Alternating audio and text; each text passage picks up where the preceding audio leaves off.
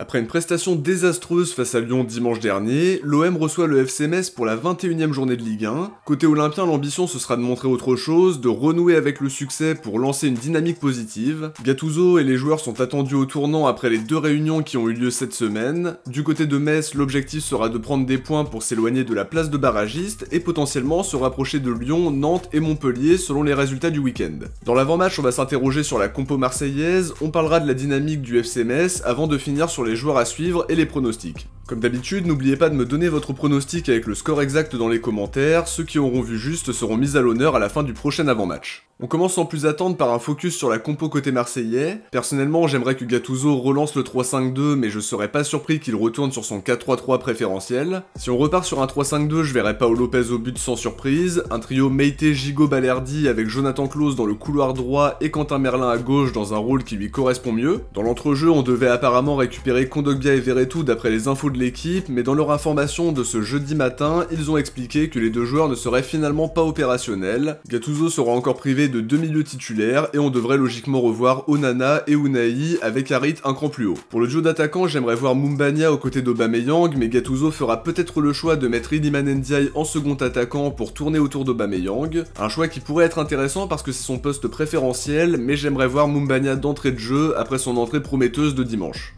On enchaîne sur la dynamique des 2 équipes en commençant par l'OM, on en a beaucoup parlé dans les dernières vidéos mais il y a vraiment pas mal de choses qui ne fonctionnent pas. On sort d'un mois de janvier assez désastreux avec l'élimination en Coupe de France, le nul face à Strasbourg dans les arrêts de jeu et face à un Monaco réduit à 9 aussi avec l'énorme raté de Vitinha. Le point commun de tous les matchs du mois de janvier c'est le contenu inexistant, on prend minimum un but par match en championnat, offensivement c'est le néant absolu avec des attaquants qui ne sont pas inspirés, on a aussi tendance à être battu dans les duels comme on a pu le voir sur la deuxième mi-temps de l'Olympico où c'était vraiment criant. Le premier objectif de l'équipe ça doit être de prendre 3 points parce qu'un mauvais résultat face à Metz ne ferait qu'alimenter l'énervement global qu'il y a autour de l'équipe et ce malgré les réunions a priori constructives du début de semaine. L'autre objectif c'est de proposer un contenu beaucoup plus convaincant que sur les dernières semaines et pour le coup ce sera vraiment pas compliqué. L'équipe doit retrouver de la confiance, on veut voir 11 joueurs qui mouillent le maillot, qui font tout pour gommer les défauts qu'on a vus sur les derniers matchs. Longoria et Gattuso l'ont très bien dit lors de la réunion de lundi, on a besoin de voir émerger des leaders dans cette équipe et c'est le moment pour le faire. Faudra réussir à imposer notre rythme, à mettre de l'impact dans les duels, à installer un pressing que je trouve pas toujours très régulier jusqu'à présent. Les joueurs offensifs seront attendus au tournant parce qu'ils sont très peu inspirés ces derniers temps, et ce côté inoffensif est un problème majeur actuellement, tout en sachant que Metz pourrait jouer en bloc bas pour tenter de conserver le score du nul dans un premier temps et de pas trop s'exposer à nos offensives, et dans ce cas-là, faudra savoir faire preuve de créativité.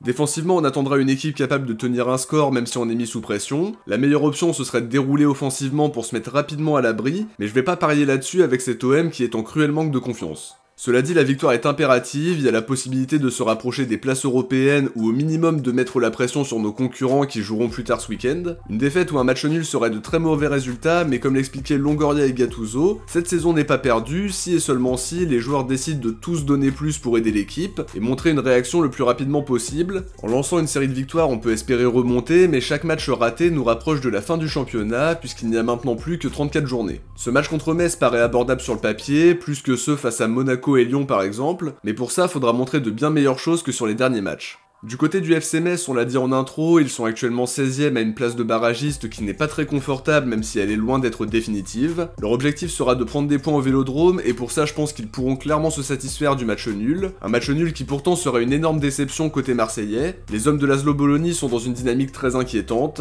Ils ont perdu leurs 7 derniers matchs de championnat. En Coupe de France, ils se sont aussi fait sortir au tir au but par Clermont. C'est la deuxième pire attaque de Ligue 1 avec seulement 17 buts inscrits pour 31 buts encaissés. Ce qui donne donc un -14 à la différence de but. En dehors de la défaite 3-1 au Parc, ils se sont très souvent inclinés par un petit but d'écart face à Montpellier, Toulouse, Nice et Lorient. Le mois de janvier les a pas aidés avec plusieurs absences liées à la CAN, notamment Lamine Camara qui est très certainement leur meilleur joueur, Vanden Kerkhoff qui a été pris avec l'Algérie, Abli Diallo avec la Gambie et Fally Kandé avec la Guinée-Bissau. Ils ont récupéré tout le monde et ça va beaucoup les aider dans leur mission maintien. Laszlo Bologna semblait quand même très inquiet en pointant du doigt l'irrégularité des Messins sur les 2 périodes et en reconnaissant qu'il pensait régler ces petites difficultés passé, mais que ça n'a pas vraiment été le cas et que ça continue de plus en plus. Sur le système, Bologna aligne un 4-1-4-1, mais dans la pratique, il va aligner un duo Mikotadze-Lamkelze en attaque, à voir ce qu'il décidera de faire au coup d'envoi demain soir. Malgré toutes ces difficultés et ce manque de certitude criant, je me méfie beaucoup de cette équipe messine, déjà parce que je me méfie de tout le monde par rapport à ce qu'on montre ces dernières semaines, et surtout parce qu'on a la fâcheuse tendance d'entre guillemets réveiller les morts comme on dit. Si on joue comme sur les derniers matchs, on va se faire surprendre et on peut clairement les relancer. À nous de pas leur laisser l'occasion de déployer leur jeu. Côté marseillais, on a vraiment besoin de se mettre en confiance avant d'affronter le Shakhtar la semaine prochaine. Ce match face à Metz doit absolument nous permettre d'en engranger. On passe aux joueurs à suivre en commençant par l'OM. Le premier joueur que je vais citer c'est Unai, qui sera très certainement titulaire en l'absence de Kondogbia et Verretou. Il sort d'un match plutôt mitigé face à Lyon en étant à l'origine de quelques situations, mais il a souvent été battu sur le plan défensif. On attendra de le voir plus performant face à Metz en étant un peu plus rassurant dans les duels au milieu et plus créatif offensivement encore. À lui de montrer qu'il peut faire un grand match pour postuler à une place plus régulière dans le 11 de départ de Gattuso. Amin Harit sera lui aussi à suivre, il a été globalement intéressant face à Lyon, même si l'animation offensive manquait de tranchant. Son retour va nous faire beaucoup de bien et on aura besoin de la créativité qu'il peut apporter contre une équipe messine qui pourrait très bien jouer en bloc bas pour conserver le match nul dans un premier temps et comme on l'a dit plus tôt de ne pas trop s'exposer. Il devra faire des différences balles au pied et aussi grâce à sa qualité de passe pour bien trouver Aubameyang et Moumbagna, ou alors Aubameyang et Iliman selon le choix de Gattuso. Dernier joueur à suivre, Aubameyang qui enchaîne les prestations décevantes, souvent invisibles dans les derniers matchs même s'il n'est pas super bien servi non plus. On attend qu'il se montre en leader, qu'il soit plus tranchant offensivement et qu'il nous aide à inverser la tendance. Pour l'instant il a surtout tendance à couler avec le reste de l'équipe et sa dynamique récente n'est pas très concluante. Pour autant il a quand même 14 buts et 7 passes D en 29 matchs toutes compètes confondues, mais ça change pas grand chose au fait qu'on attende davantage de lui dans le contenu. Côté messin, je vais citer Fally Kandé qui était à la CAN avec la Guinée-Bissau, qui forme un duo avec l'expérimenté Ismaël Traoré en défense centrale. Il fait partie des joueurs qui ont demandé à l'équipe de prendre ses responsabilités, que tout le monde se regarde dans une glace pour inverser la tendance. Ce sera aussi à lui de cadrer Aubameyang et Iliman Ndiaye. Il va être très sollicité et sa prestation sera à suivre avec attention. Au milieu, je vais dire Lamine Camara évidemment parce que c'est un super joueur qui à mon avis ira très loin dans sa carrière. Un milieu box-to-box qui est bon à la récupération mais aussi capable de se projeter efficacement comme on a pu le voir avec le Sénégal. Son retour fait beaucoup de bien au FC Metz parce que c'est vraiment une pièce maîtresse de leur collectif et forcément ce sera à nos milieux de terrain de l'empêcher de déployer son jeu. Offensivement, je vais citer Georges Mikotadze, il est récemment revenu à Metz après 6 mois compliqués à l'Ajax, il reste sur 3 matchs sans marquer, et comme le précisait Bologna, il doit retrouver de la confiance et son efficacité offensive. On connaît ses qualités et on sait qu'il peut vraiment nous poser des problèmes.